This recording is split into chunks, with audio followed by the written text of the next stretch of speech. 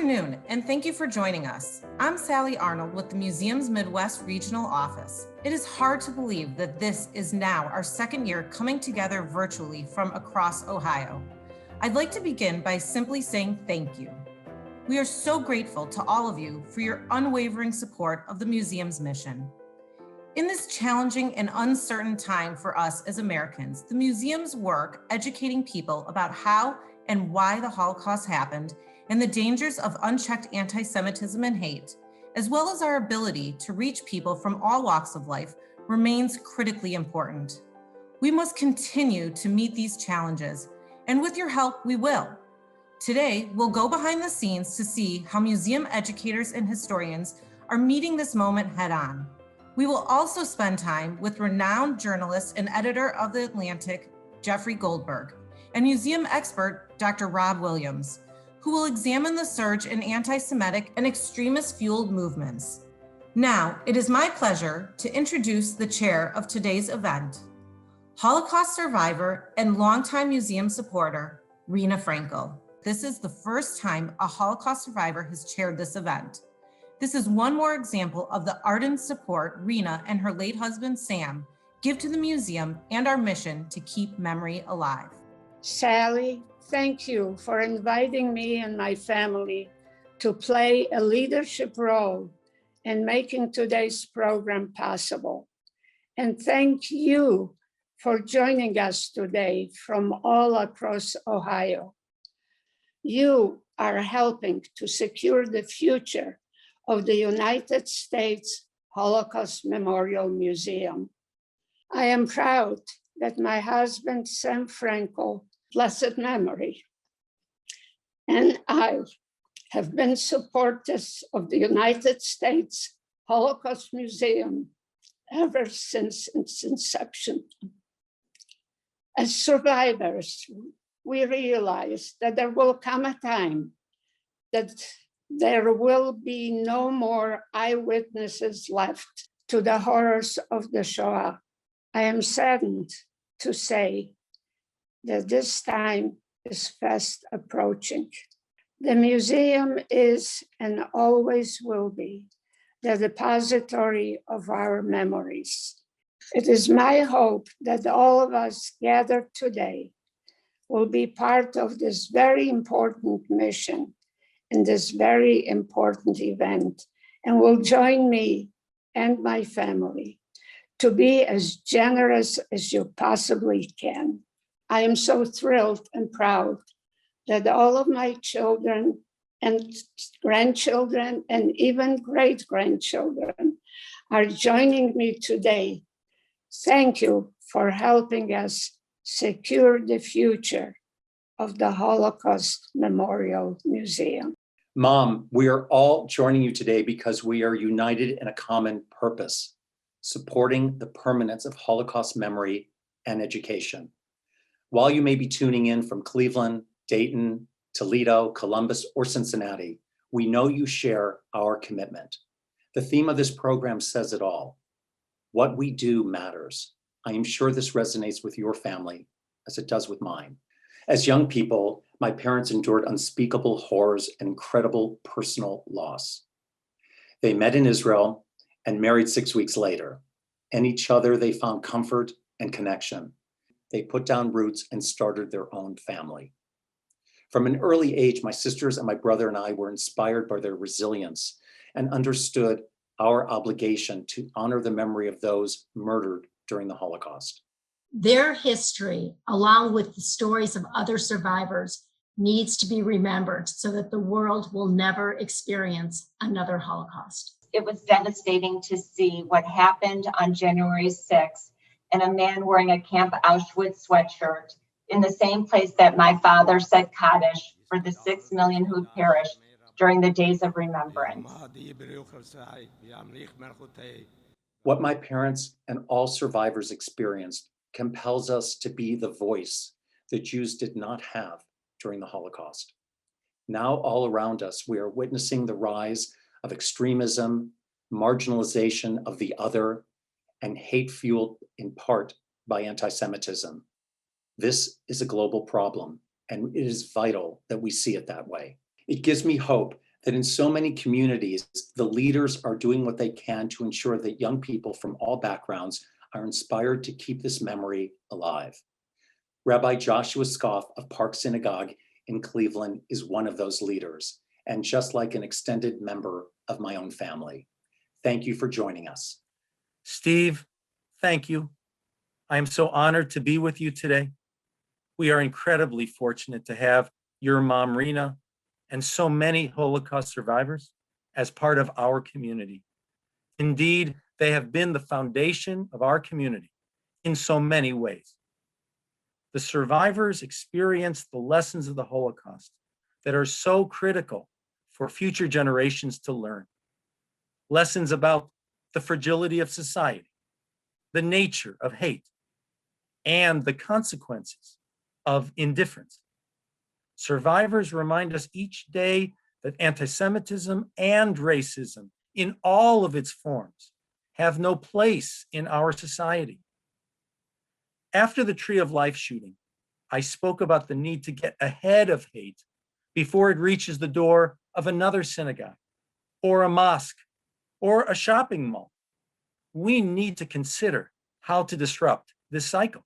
Today, we know the Holocaust is not just a history that Jews must understand. It's a chapter in human history we all must see as a warning.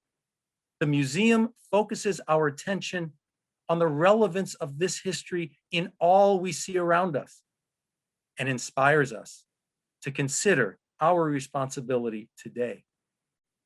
Please support the museum in this vital work, helping all of us to remember, to learn, and to act. This year marks the 80th anniversary of the beginning of the genocide of Europe's Jews. At a time when the voices of those who would deny or distort this history are rising, the museum is the place where this history will be safeguarded forever. The museum is in a race against time to build the collection of record on the Holocaust. It will include archives and artifacts preserved for future generations and made accessible to scholars worldwide. These are not just objects, they are evidence. In every object, we learn about a life cut short. In every letter or diary, we can hear voices that were silenced. Let's watch. Erwin Haber was on a transport from Malines, Belgium to Auschwitz on August 4th, 1942, when he threw 2 letters from the train. Dear Finder, I am a Jewish boy who was caught in Brussels. I am part of a transport of Jewish children who are deported to Poland. We are watched by the Gestapo and not allowed to write, and I am trying to throw this out of the train. I thank you from my heart that you are doing this good deed to my old grandmother and little sister who do not know where I am. Erwin Haber was gassed to death upon his arrival. Dear family, no fever anymore. Finally, we go. Very weak, but full of courage. My beloved children are next to me. Johanna and her sons were killed shortly after their arrival to Auschwitz. I highly regret that I could not write to you from Malines, but it was forbidden. Unfortunately, we were denounced on October 20th. We are now on the road to the unknown. Vilma and Kurt Grunwald and their 2 sons were deported to Auschwitz. Eventually, the oldest son, who was handicapped, was selected for death. In a state of mind that is unimaginable to us, Vilma decided to voluntarily accompany him to the gas chambers so that he would not have to go through the ordeal alone. You, my only and dearest one, do not blame yourself for what happened. It was our destiny. Take care of the little golden boy and don't spoil him too much with your love. Have a fabulous life. We must board the trucks. Into eternity, Vilma. We would be the fathers the teachers, educators of the future. But no, we shall certainly not live to see it. With my own ears, I listened to the terrible symphony of weeping, screaming, and shrieking that engulfed the whole 10,000 people, young and old, grown-ups and babies, ripping heavens to shreds. We note a proof of guilt which is useless for ourselves. The trace should be thrown like a stone under the wheel of history in order to stop it. We may now die in peace. We fulfilled our mission. May history attest for us.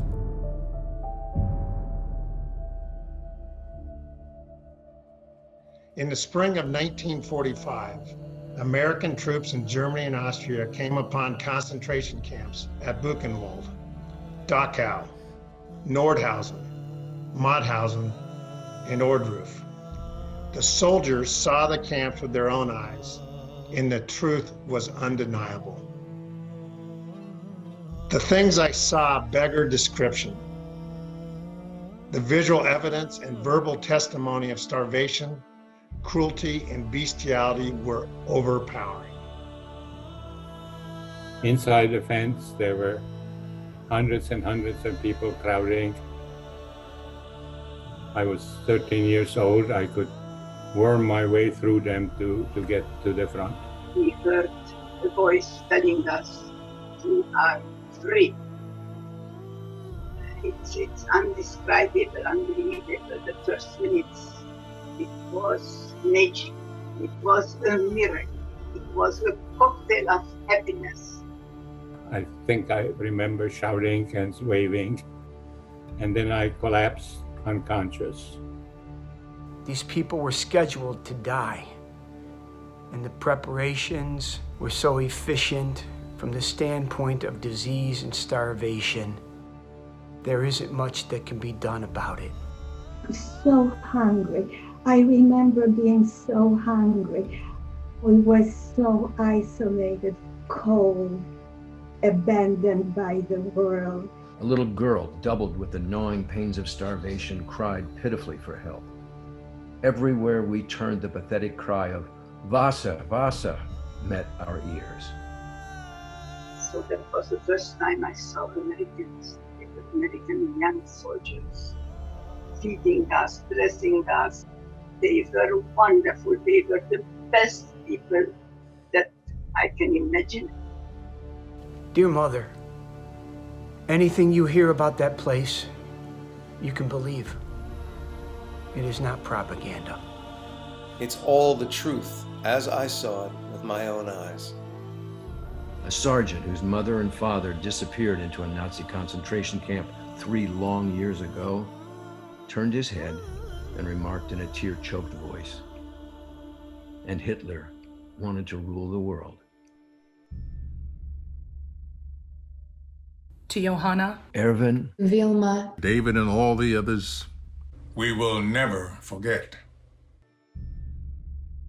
We pledge to you that we will make your mission ours. When the museum opened, the Holocaust was living memory. We can't let it become distant history. We built the museum at a particular moment. We planted a flag. We put a powerful, enduring marker here on America's National Mall. The memory is now in our hands, in your hands. The challenge is, what are we going to do with it? Memory was never meant to be contained in this building. It was meant to be unleashed as a force for change. Anti-Semitism and hate didn't start with the Holocaust, nor end with it. They are relentless problems, and we too must be relentless. Because the world always changes, but human nature never does. Right now, we face a perfect storm. Rising hate, growing social media, declining history education. So just when we're giving human beings more power than ever before to influence and be influenced. We're not preparing them for this unprecedented responsibility. That's why history matters, especially Holocaust history.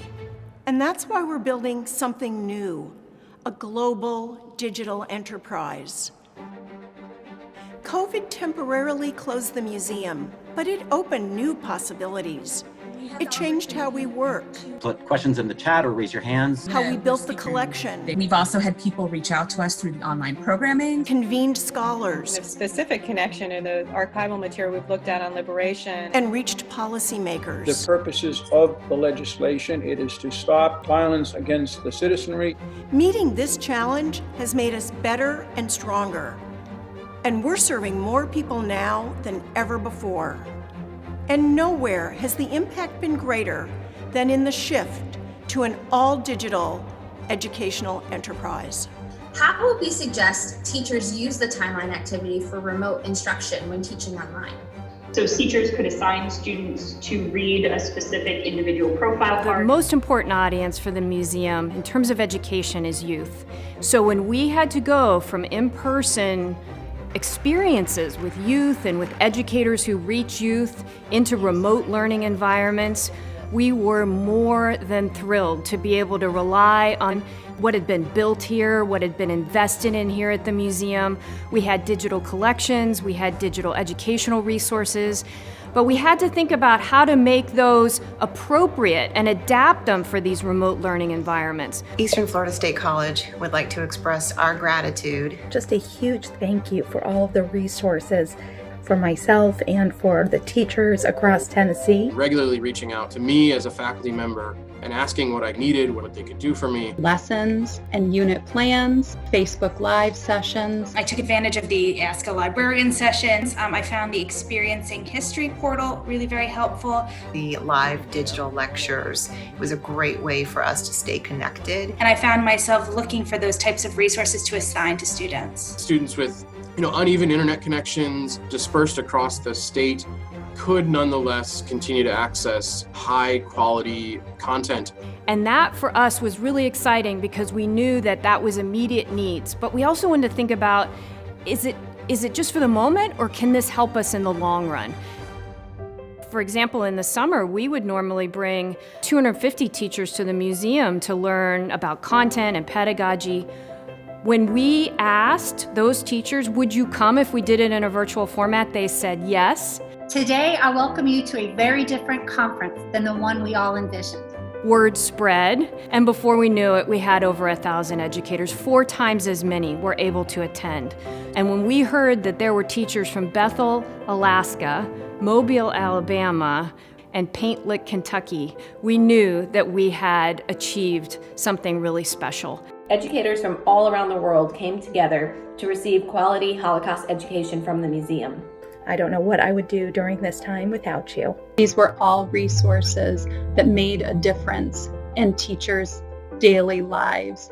And it also has made a difference in how we move forward as teachers. One of the earliest transitions that we made with our programs was for the program that invites local youth in DC to become ambassadors for the museum. Ambassadors, I'm not the only one who has congratulations and well wishes. Our guest speaker served on the Museum Council, but you may know him better as a 2-time NBA champion, Mr. Ray Allen. I want to take this moment to say I'm amazed by you all. I'm encouraged. I'm thankful. And each one of you young people has an opportunity to determine what our futures are going to be. My name is Rose Bohm, and I'm a sophomore at Washington. My name is International. Ativa D'Souza, and I'm a rising junior at the Thomas. We have all learned so much. We are the leaders the museum has built. Makes us want to go out and create an impact on our own personal communities. We have an obligation to speak out and stand up against hate and bigotry in this world.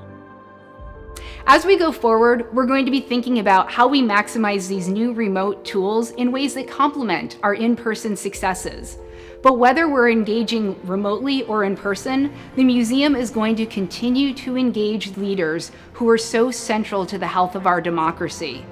Welcome to week 3 of Crisis Leadership and National Security. Since the spring, we've run programs for international military officers, senior level government and military leaders, as well as police, prosecutors, lawyers, and judges. It would be impossible not to bring it up, right? It is what is on everyone's mind right now. We create meaningful remote educational experiences for our audiences, and it's only going to enhance our capacity to lead not only nationally, but also globally. We're constantly listening. We're constantly off kilter in the sense that we know the world is changing around us and we have to listen and we have to be ready to respond, but the challenge is great. The museum has met this moment, but our work isn't done. History is a lesson and a warning. It can also be a source of hope. When people look back on the Holocaust, they often ask, what would I have done? Our job now is to get them to ask, what will I do? And we need your help.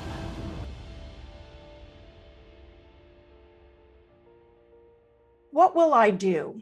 Now, when it comes to asking that question, what will I do? My hometown Cleveland community has never hesitated.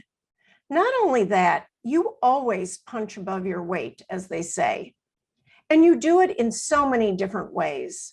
The Frankel family is a wonderful example of intergenerational dedication, showing us that each generation makes its own commitment to ensuring the lessons of the past continue to feel present and urgent. And then, of course, there are the many founding families from Cleveland, such as the Ratners, Mandels, Lerners, and Maltzes. All of these families are what I like to call the greatest generation. That's not only because they helped construct a magnificent building on the National Mall. For that alone, we would have said Dayenu. But it's also because they recognize that the problems we face demand a museum that goes far beyond its walls. These founding families, and indeed all of you, are helping us build something new, an institution to reach new generations worldwide. Key leaders in that effort are Milt and Tamar Maltz, who have been very generous supporters of our work for many years, and whose Maltz Museum has hosted so many of our special exhibitions, helping us bring our message to diverse new audiences. And now it's my great pleasure to introduce to you our wonderful friend and partner, Milt Maltz. Thank you, Sarah, and congratulations on all that you and the museum staff have accomplished this year. As a child, I felt the sting of anti-Semitism. So if you don't mind, I'm going to tell you just one story. I was 5 years old. We lived in South Bend, Indiana, and the neighborhood we lived in was all Catholic and all Polish, and we were the only Jewish family there. And I walked the 10 blocks to the particular school. When I got there, 4 or 5 fellows, older ones, were waiting for me. They surrounded me, and they came up with lines like, "You killed Jesus, you kike you." And then they began to hurt me. They smashed at me. They took my jacket off, tore it apart. I wrenched myself free, and wearing only my underwear, my stockings, my shoes, I ran home. And my mother was shocked. And she says, "You're not going back to that school." And I never did. So I never really finished kindergarten. I witnessed racism and discrimination. Throughout my more than 80 years in the media industry, I sought to push back on these norms of the times when communities were marginalized, and my staff and programming could reflect the community where we lived and the society that we attempted to be. In this unique moment in our global history, nothing means more to Tamar and I than Holocaust memory and education. The lessons of this history are timely and timeless as well. That's why we invest in the museum. Its staff of historians, curators, educators, digital media experts, responding to the evolving landscape and constantly deploying its exhibitions and content to educate and empower audiences to realize what they do matters. Rena Frankel and her late husband, Sam, of blessed memory, mean so much to our community. We owe it to them to do all we can to support the museum that's dear to them. Every year, Sam, Rena, Tamara, and I selected a special trip: Europe, Asia, Latin America. I recall we went to Auschwitz, and the entry sign states, quote, Arbeit macht frei. Work shall set you free. I was pretty upset standing outside, and all of a sudden, Sam was there. He saw that I was nervous and stressed, so he put his arm around me and said, and I quote, Milton, we're here so I can show you my former residence, unquote, and a laugh. Sam had a sense of humor, even then at Auschwitz. The museum is working tirelessly with survivors, so their experiences are passed on to the next generation. It's for our children and family, and yours as well. We hope you will donate to the museum, and please give generously. Thanks for listening. My name is Renee Friedman, and I live in Dayton, Ohio. My family feels a deep connection to the museum. Educating all Americans, including our students and leaders, and inspiring them to think critically about this history is an enormous undertaking. No other institution has the museum's mandate, and sustaining this mission will take all of us doing what we can. My late husband, Charles, survived the Holocaust by hiding in the forest of Poland as a resistance fighter. Most of his family, including his mother, father, and 2 younger sisters, were murdered at Treblinka. I was just an infant when my family fled Nazi Germany, leaving behind a homeland that my grandfathers fought to protect in World War I. Alongside the brutality of the Holocaust, there are stories of courage and generosity. Now we have the power to ensure these experiences, and the legacy of those who did not survive does not fade away. Many decades ago, Charles and I decided that preserving Holocaust history would be a centerpiece of our philanthropy. I still feel this responsibility in my core. Today, I am asking you to stand up and be counted. Please do what you can to support the museum. Thank you. The recent rise in extremist ideology predicated on alternative facts, including Holocaust denial and distortion, threatens Holocaust memory. What's driving this? I cannot think of a more powerful opportunity to learn than with our next guests. Jeffrey Goldberg is the editor-in-chief of The Atlantic and an award-winning investigative reporter. He recently sat down with the museum's Deputy Director of International Affairs, Dr. Robert Williams. Thank you, Steve. Last year I had an opportunity to speak with all of you and with Museum Director Sarah Bloomfield about the challenges of present-day Holocaust denial and distortion. This year, I'm pleased to welcome Jeffrey Goldberg for a discussion on a related set of challenges.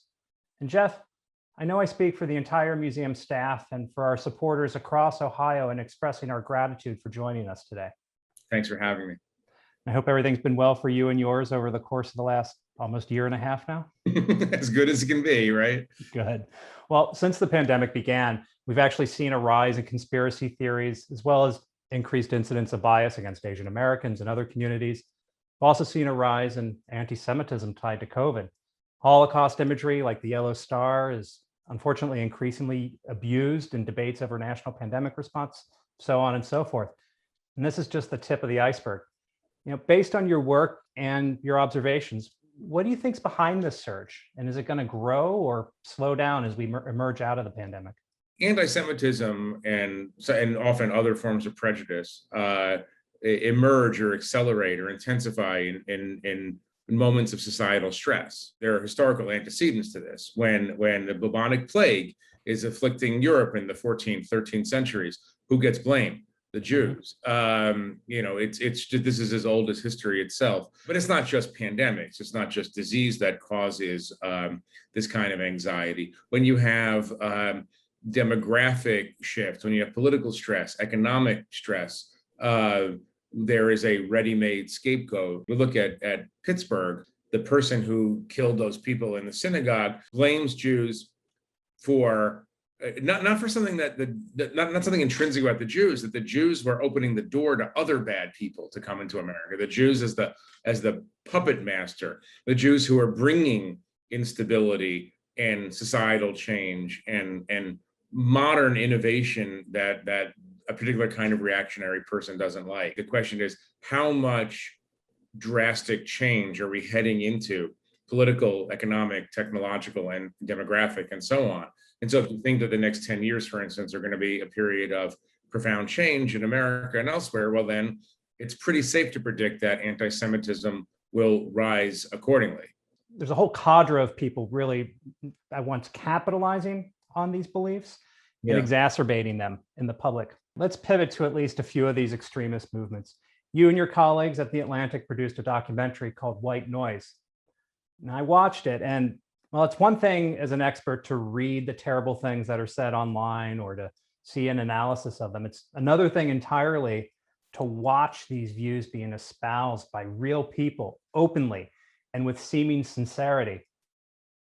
One of the alt-right personalities profiled in the film is a woman by the name of Lauren Southern. She's a Canadian YouTuber who's built a considerable following for herself. And her feed is filled with short videos that, notionally at least, seek to empower and recruit young women to her cause. On camera, she rails against immigration. So this is a boat called the Aquarius that has been illegally bringing in migrants from the Libyan Ocean. And she champions what she sees as a white European heritage. What are the biggest red flags you would tell young women to look for when they are dating and trying to find a husband? Can you build a deck? Can you fix your toilet? Women love strength and resources. Men value youth and fertility. These are age-old archetypes. Can you explain how her rhetoric, which again seemingly speaks to some young women, connects to the great replacement theory that's propagated by white supremacists and others? They are as much technologists as they are racists. In the old days, you didn't see a lot of people who looked like her doing this kind of thing. But in the old days, it would be people handing out leaflets or having rallies outside a courthouse. Now they have YouTube and they have Twitter and they have various other platforms that they can put out their messages. They get to be a lot more famous. They get to monetize hate in a very interesting way. It is a more attractive lifestyle than it used to be. I mean, not to put it in a flippant way, but it is kind of a lifestyle, the racist, white supremacist lifestyle. You don't have to be old and fearful to worry about quote unquote replacement theory or white replacement. In fact, and this is what I think members of the racist right understand, is that it's very, very easy to scare young whites and say, you know what? You think you're going to get a job? You think you're going to get into university, but you're not, because these other people being imported from other places in the world, brown people, black people, being imported by Jews, by the way, going back to this Pittsburgh idea, they're the ones who are going to take what is rightfully yours. You're talking about a generation that was shaped by the 2008, 2009 economic crisis. Right? Many of these people were kids. Many of them watched their fathers and mothers lose their jobs. They're already set up for anxiety. And when somebody comes in on YouTube and explains not only is your anxiety legitimate, but it's not your fault. It's actually being caused by someone outside who is trying to ruin your life. These are powerful things. If there's a through line to the last 5 years, it's the chant that came up in Charlottesville: Jews will not replace us. Jews will not replace us. Jews will not replace us. I mean, they're telling us what they feel. They're saying, like, they think that the Jews are a nefarious force that are bringing in Black and brown people to take their jobs and their neighborhoods. It's some of the patterns that we've seen in authoritarian states and fascist states in the past, repeating themselves here. The presentation of respectability is something that is, well, it's kind of new, right? I mean, you know, Charlottesville was, for many people, the first time you saw right-wing extremists, very hardline people wearing polo shirts instead of bomber jackets or leather jackets. You know, a lot of the people profiled in White Noise were part of the Charlottesville rally or helped inform it, and have unfortunately become known faces to a number of us. Right. Do they also relate at all to the siege of the US Capitol that took place on January 6th?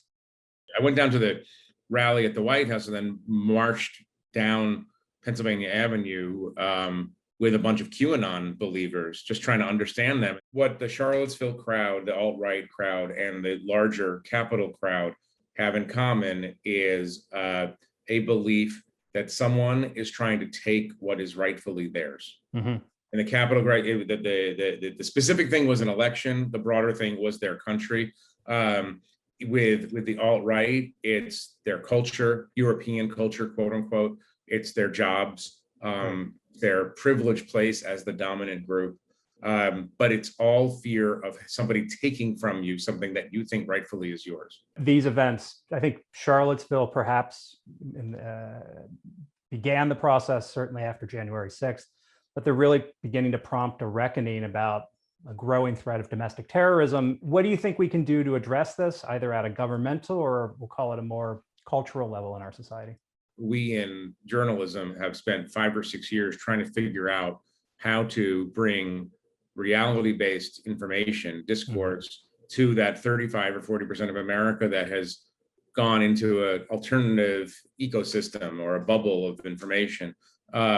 And I don't think we've done a very good job of it. Condescension doesn't work, and lecturing and hectoring don't work. People don't want to be told that they're engaged in wrong thing. But it's very, very hard because the social media ecosystem in particular is so high speed, so toxic, so high, such high metabolism that it's very hard to use accurate information to combat inaccurate information. You know, and the second piece I would say is, do you ignore extremists in the hope that you keep them on the margins, that you don't give them oxygen, or do you fight them? I used to be more keep them on the margins by ignoring it, but I don't think that actually works. I think every time someone says something that is obviously dangerous or antithetical to American values or antithetical to the American idea or our creedal nationalism, I think it has to be called out. There has to be resistance shown, not only because it forces the racist, the anti-Semite, the whoever to go on defense a little bit, but it's a demonstration to others who are sitting on the sidelines. Mm-hmm. There are brave people out there who will call out anti-Semitism, call out the racism, call out the xenophobia. We often like to talk about the influence of the US on Europe, but at times European extremists are influencing those people in the United States. Last year, the director of the FBI made a report about US extremists traveling to Ukraine or to Russia for military training purposes. Are there other influences we need to take into account as we try to figure out the best way to respond? You can't talk about this without setting it against the larger backdrop of the sort of ebb and flow of authoritarian thinking and authoritarian governance. The authoritarian impulse is there, that there are clever leaders who will exploit ethnic division, religious division, and to their advantage, that they will use technology and use social media in very clever and nefarious ways. So this is all happening within a larger framework, because it turns out that history is not over, and that the fight between democratic ideals and non-democratic ideals is an active one. Anti-Semitism always flourishes on the authoritarian margins of left and right. This fight is pretty existential if you think about it through the Jewish prism or through the prism of other embattled, smaller minorities or marginalized people. There are statistical indicators showing that, respect for democracy is contingent on a whole host of factors, including economic or feeling of economic and personal security. And when corners are cut, as you're suggesting, people are less interested in affirming those norms. So we have to continue to talk about them. I want to return to the United States. So FBI statistics have shown us just between 2018 and 2019 that anti-Semitism rose by 14% just over that 1 year. And if you remember that 2018 was the year of the shootings at the Tree of Life Synagogue, that's a very scary indicator. A number of states and the federal government are trying to respond to this. So some states, like my home state of Kentucky, have adopted working definitions of anti-Semitism to kind of guide their work in this arena. Federal government is, in certain areas at least, trying to extend civil rights protections to Jewish students on college campuses. Yeah. And Congress also passed what's called the Never Again Education Act in order to provide more access to high quality Holocaust education. These are welcome developments, but it doesn't seem like enough. Something else is necessary. What do you think that might be? I always go back to this expression, creedal nationalism. We are a nation built around ideas. We're unique in this regard. We're not around an ethnicity. I mean, that's what this whole fight is. It's a fight over whether this country is built around an ethnicity and a religion, or it's around a set of ideas. So I actually think that you can't separate out the questions you're raising and some of these legislative activities are addressing without addressing the broader issue of civic education, of learning American history. I worry about how many American citizens could actually pass our citizenship test. We have no common civics education, patriotism education. Patriotism just doesn't belong to, a reactionary right. Patriotism belongs to everybody. And patriotism means understanding what the purpose of this country is, being proud in the innovations and the ideas of this country. We don't have that common language. We don't have social cohesion. When things spin out like this, and when people are not operating from a position of education, but from a position of ignorance, you know what follows. I mean, the thing about studying Jewish history is like you see it over and over and over again. And certain conditions are created that lead to instability and prejudice. And the way to teach it is to make sure that it's taught in an integrated way. One of the effective qualities of the museum is the way that they've integrated soldier testimonies from World War II, and Eisenhower, and seeing the unfurling of the Holocaust or the discovery of the Holocaust through the eyes of American soldiers. And I stress the word American, not just the soldier part, and like understanding how from an American perspective, somebody who's educated about what it means to actually be American and what America stands for would go into a concentration camp, into a death camp. And there's only one proper response as a properly educated American to what those soldiers saw. And I think it's great the way in the exhibits that I've seen, how that all relates back. We have an exhibit right now about the American response to the Holocaust as it was beginning to emerge. And, it's a good reminder that as Americans, we have a particular responsibility to stand up and act in the face of injustice as well. If we're properly trained Americans, we will have only one response to that level of injustice. Right. Because it's ingrained in us from our teachings and from our ideas, the ideas that built the country, that this is unacceptable and it has to be battled. Can't just accept it. We've been really fortunate to work with you a lot over the years, and we really appreciate it. Why does the museum and its work matter to you? One of the basic feelings I always have is that I'm very glad it's there. It's a physical manifestation of an important idea, not only of remembrance, but particularly of education, which is that somehow America decided collectively that this was an event worth remembering. And so gave very, very valuable ground, almost sacred space, obviously, in the National Mall to commemorate this because the events of the Holocaust were so antithetical to Americanness and to the American idea. It's a comforting thing about America to know that it is there. We are in I guess there's no other word to say it except a very sad moment in the history of the world in which, the last veterans of World War II and the last survivors of the Holocaust are leaving us. It doubles and triples the importance of the work because once they're all gone, we have to have places that record this and not only record it, but disseminate it. Because a cousin of racist thinking, a cousin of conspiracy thinking is Holocaust denial. And the work becomes doubly and triply important when you no longer can put in front of people a person who actually survived the Holocaust or a person who actually liberated a death camp. And so, you know, it's not just the physical manifestation of the building and the exhibits and what that says about America. I mean, the first 30 whatever years, more than 30 years, were hugely important. But now, when this recedes into history because of demographics, now maybe it's the time that this kind of effort that the museum represents becomes truly indispensable. Rob and Jeff, thank you. Holocaust survivors have done what they can to keep the memory alive. It's up to us now. The museum is a testimony to the sanctity of life. It not only teaches the lessons of the Holocaust, but it also helps to educate the importance of tolerance. It is more than just a building. It is a place where my parents' story and other people's story is told. We must preserve their legacy. As we get farther away from the events of the Holocaust, it's that much more important to remember. We need to keep these stories alive. To Rena and all of our survivors. We pledge to keep your stories alive. We will remember. We will remember. We will remember. We will remember. We will remember. We will remember. We will remember. Remembering is not enough. We need to act. Please give today. Please give generously. Thank you. Thank you. Thank you. Thank you. What you do matters. What you do and what we all do matters.